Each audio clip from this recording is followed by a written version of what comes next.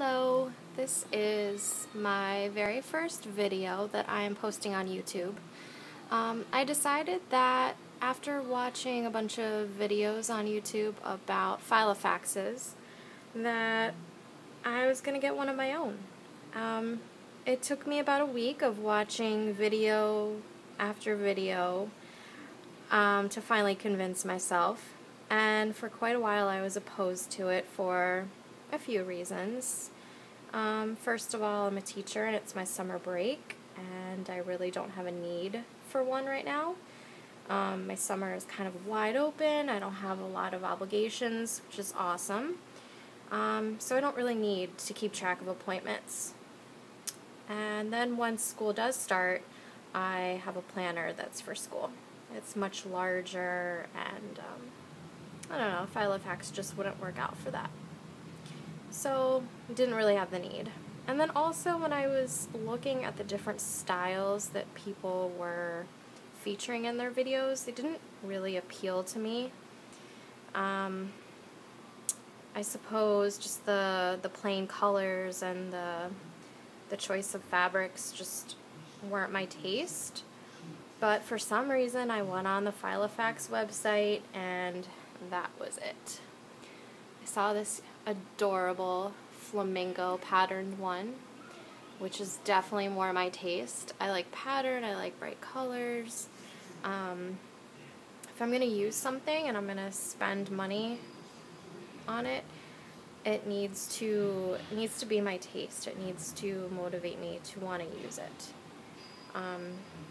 So yeah, this is the Cover Story Filofax in pocket size. It is a canvas material, and it's in this beautiful indigo color. It's like a purpley blue, very deep indigo with fairly bright pink flamingos on it, which I didn't realize they were flamingos at first.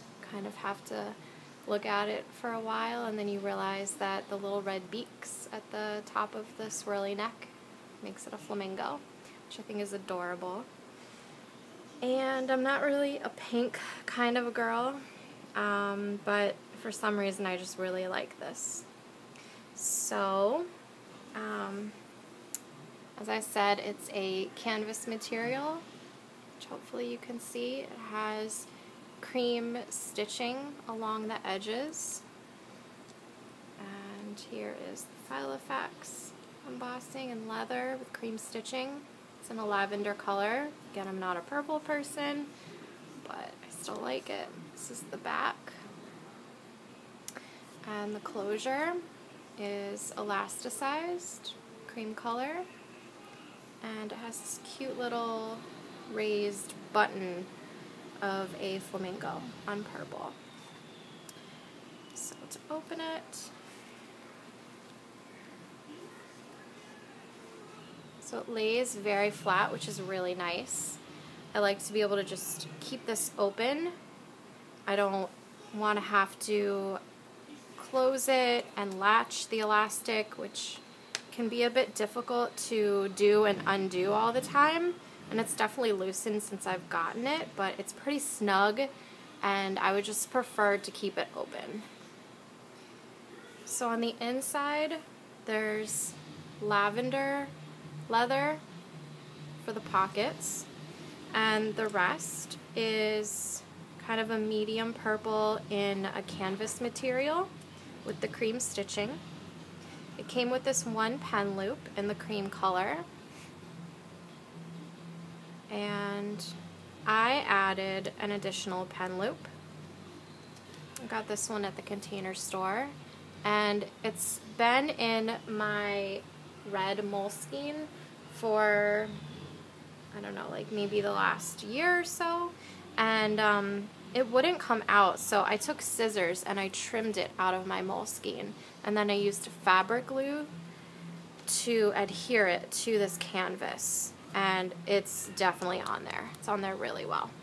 So there's a pocket back here, and inside of this pocket came a notepad, which I took out. I don't plan on using. This looks like it would be a pocket, but it's not. It's just sewed shut. On this side, there are 4 pockets for credit card sized items, and then there's one long pocket right here, which holds a lot.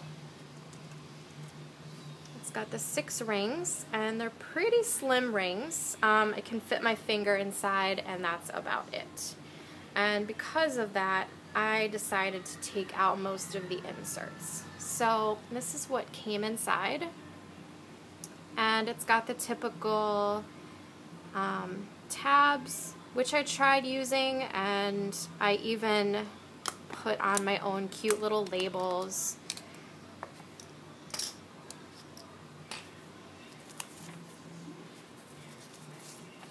So I used little stickers to make them look more appealing than just the numbered labels.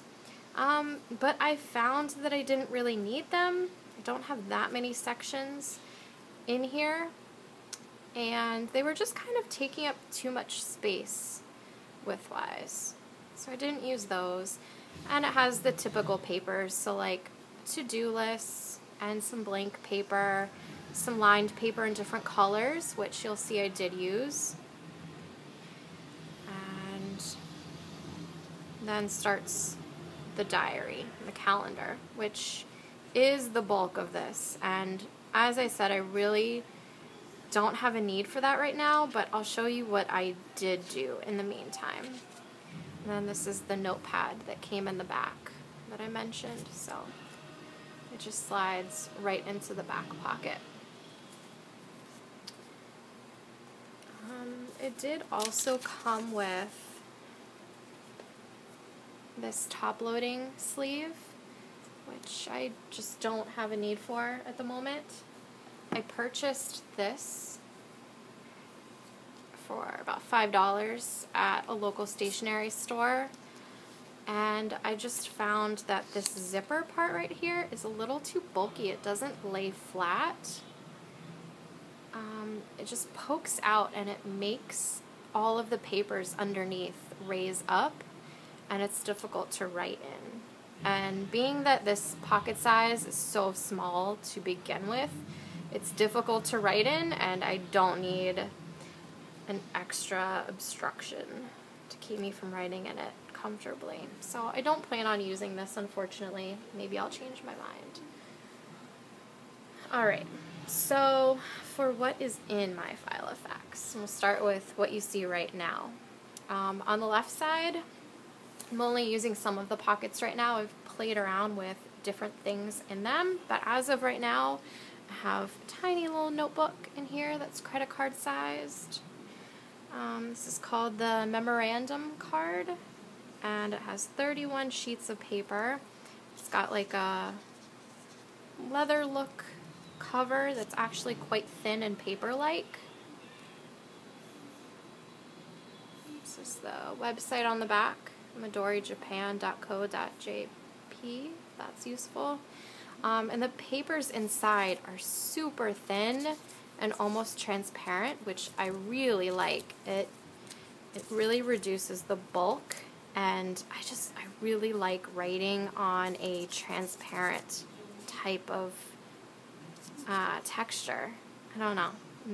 I just enjoy it. So I was keeping this in my wallet, and I hadn't used it because I got it recently, but it fits in here nicely.